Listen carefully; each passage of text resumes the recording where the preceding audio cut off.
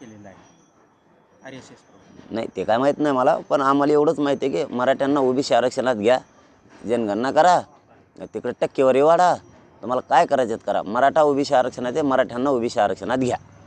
तुम्ही जर म्हणताय की 6 कोटी जर मराठा असतील तर ही संख्या जी आहे ती राज्याची 50% जाते, तर मग त्याचे टक्केवारी जर काढली तर 150% वर जाते. म्हणून जातनिहाय जनगणना जी आहे ती व्हायला पाहिजे अशी मागणी जी आहे ती छगन भुजबळ करतात. त्याला काय कळतं त्याच्यावर उत्तर देत नाही. एडपट बिडपट सगळ्या दुनिया करायला काही हिशोबाला येते. 150% झाले आता आपला काय आत्ताच जागा झाला 150% होती कशी तो आयुष्य इथे जमतो. तो आयुष्य पण समजत नाही. तो म्हणतो मी आम्ही 60%, 30% आरक्षण कशाच्या आधारावर दिलं असं विचारलं की तो म्हणतो आम्ही 60%. मोजा बरं मग आपणच मोजू आता. 60% ओबीसी, SC ST 20%, किती झाले? 80%, 34% मराठा, किती झाले? 150% लोकसंख्या असते का कुंकडं बरळं? तर तू एकटाच तेवढं म्हणल्यावर बाकीचं कुठं सोडितो? मुस्लिम बांधव, जैन बांधव, मारोडी बांधव, ब्राह्मण बांधव. तो तुझल्या हिशोबाला शान आहे, दुसऱ्याला काहीच कळत नाही. जाऊ दे, ते कामातून गेलेले त्याचं नका विचारच होतं, जाऊ दे. दादा मला सांगा की आज विधिमंडळामध्ये मराठा आणि धनगर दोन्ही आरक्षणावर चर्चा होण्याची शक्यता आहे. तुम्हाला या चर्चेतून काय अपेक्षित आहे? कारण काल शिंदे समितीनं दुसरा आणि अंतिम अहवाल जो आहे तो सरकारला सुपूर्द केलेला आहे. सरकारनं या दुसरा अहवाल येण्यासाठीच आपल्याकडून वेळ घेतलेला होता की 24 डिसेंबरपर्यंत वेळ द्या. तुमच्या मागणीप्रमाणे जर करायचं असलं आणि महाराष्ट्रातल्या मराठा समाजाला जर आरक्षण द्यायचं तर 24 डिसेंबरपर्यंतचा वेळ द्यावा लागेल. मराठा समाजानं मुख्यमंत्र्यांच्या शब्दाचा सन्मान करून त्यांना 24 डिसेंबरपर्यंत वेळ दिला. काल त्यांनी अहवाल स्वीकारला आहे. आज पटलावर मांडून त्यावर चर्चा करणार आहेत अशी माहिती पण आहे. त्यांनी चर्चा करावी, हरकत नाही, परंतु 24 डिसेंबरच्या आत कायदा पारित झाला पाहिजे या दृष्टिकोनातून आज विधानमंडळात चर्चा होणं अपेक्षित आहे. आणि मुख्यमंत्री साहेब 100% त्याच हिशोबानं चर्चा करून मराठ्यांना 24 डिसेंबरच्या आत कसं राज्यभर आरक्षण देता येईल, त्या नोंदीचा आधार घेऊन कसा कायदा पारित करता येईल त्यावेळेस चर्चा 100% करतील ही मराठ्यांना खात्री.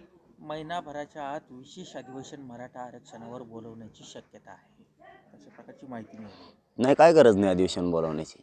आणि तसं त्यांनी तो मध्ये काढण्याची काही आवश्यकतासुद्धा नाही. कारण 24 डिसेंबरपर्यंत त्यांनी नोंदी त्यांना हव्या होत्या. आता नोंदी मिळाल्यात आणि नोंदीचा आधार घेऊन कायदा पारित करायचा होता, तर नोंदी पण मिळाल्यात आणि कायदा पारित करायला अधिवेशन पण सुरू आहे. म्हणजे सेपरेट त्यांना विधानसभा बोलवण्याची आवश्यकता नाही. त्यांनी कायदेमंडळ त्यांच्या जवळ येतात आणि या अधिवेशनातच ते कायदा पारित करू शकतात. कारण आता विशेष अधिवेशन नसलं काही बोलवायची काही आवश्यकताच नाही आहे ना. अहवाल आला आहे, नोंदी मिळाल्यात शासकीय, मराठा आणि कुणबी एक ते सिद्ध झालं आहे.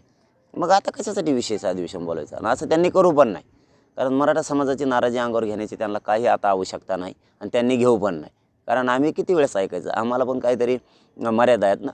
आम्ही किती दिवस तुमच्या मग शब्दालाच मान देत राहायचं आहे? मुख्यमंत्री साहेबांना आणि दोन्ही उपमुख्यमंत्री साहेबांनी लक्षात घेतलं पाहिजे की मराठा समाजाने त्यांच्या शब्दाचा सन्मान केलेला आहे. आता 24 डिसेंबरच्या आतच त्यांनी आरक्षण मराठ्यांना द्यावं. नसता नाविलाजानं आम्हाला पुढच्या आंदोलनाची दिशा ठरवावी लागणार.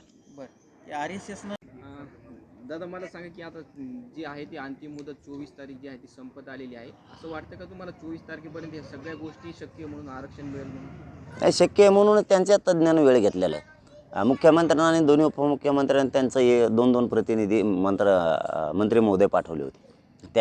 त्यांच्यासोबत त्यांनी तज्ज्ञसुद्धा आणली होती ज्यांना कायद्याचं पूर्ण अभ्यास आहे आणि कायद्याच्या चौकटीत कसं बसतं हे सुद्धा तज्ज्ञ त्यांनी आणले होते. आयोगाचे अध्यक्षसुद्धा आणले होते. यापेक्षा दुसरं कोणी असू शकत नाही राज्यात. त्यांनी 24 डिसेंबरपर्यंत वेळ घेतलेला आहे की याच्यात होतं आहे, करता येते. फक्त 24 डिसेंबरपर्यंत 2 महिन्याचा वेळ दिला. आता काय आवश्यकता नाही विशेष अधिवेशन बोलवण्याची. तुम्हाला वाटतच असेल तर याच्यातच वाढ करा. हेच 29 ऑगस्टपर्यंत 29 डिसेंबरपर्यंत वाढवा, काय अडचण नाही आहे. तुम्ही विनाकारण मराठ्यांना झुलवत ठेवू नका. आता आम्ही नाही ऐकणार, मग आम्हाला नाविलाजानं पुढच्या आंदोलनाची दिशा ठरावी लागणार आहे. तुम्ही याचीच वाढवा, विशेष अधिवेशन बोलवण्याची आवश्यकताच काय? म्हणजे अजून तुम्ही हो, याचीच मुदत वाढवा तुम्ही. आम्ही एक दिवसही देत नाहीत, पण तुम्ही याचे 24 डिसेंबरपर्यंत तुम्हाला बनवायचं आहे. तर तुमचं अधिवेशन 22ला का 19ला संपत आहे माहीत नाही आहे. त्याची तारीख तुमच्या तारखेचा तुमच्यापाशीच गोळ आहे. त्यामुळं तुम्ही 24 डिसेंबरला आम्हाला देताय तर तुम्ही ते आणखीन 1-2 दिवस जास्त वाढवा, 28-29पर्यंत ठेवा. पण तुम्ही ते या 24च्या आतच करा. विशेष अधिवेशन बोलण्याचा घाट घालू नका विनाकारण. रात्रीच्या वेळेला मुख्यमंत्री आणि छगन भुजबळांमध्ये एक बैठक पार पडलेली आहे. या बैठकीमध्ये असं वाटतं की मुख्यमंत्र्यांनी भुजबळांना समज दिली असेल, तसं काही वाटत नाही, कारण आज पुन्हा ते TV वरती तुमच्यावर टीका करताना दिसत होते. बंद दाराआड चर्चा झाली रात्री. रात्री झालेली त्याच्याशी चर्चा मला नाही माहीत. आणि त्याच्यानंतर आज बरळलं का सकाळी परत? महाजन साहेबाला मी कालच सांगितलेलं, गिरीश महाजन साहेब त्याला गोळ्या आणा, तुमच्या खिशात असल्या 2-3 द्या त्याला, ते जाईन कामातून. मथर झालेलं आहे, त्याला गोळ्या द्या तुम्ही अशात, ते चालायचं टकोऱ्यावर. ते बरळलंच का परत? म्हणजे महाजन साहेबासुद्धा मोजीत नाही बाबा म्हणायचं. तो समज दिलेली असून त्यांनी सांगितलं होतं मला आम्ही समज दिली म्हणून. म्हणजे ते सरकारला मोजीत नाही म्हणायचं थोडक्यात. म्हणजे त्यांचंच खातो, त्यांच्याकडूनच मोठा झाला, त्यांच्यावरच आता उलट्या टांगड्या करायला लागला. त्याची सवयची पहिल्यापासून ती. मराठ्यांनी मोठं केलं, आता मराठ्यांच्या विरोधात गरळ वाकायला लागला.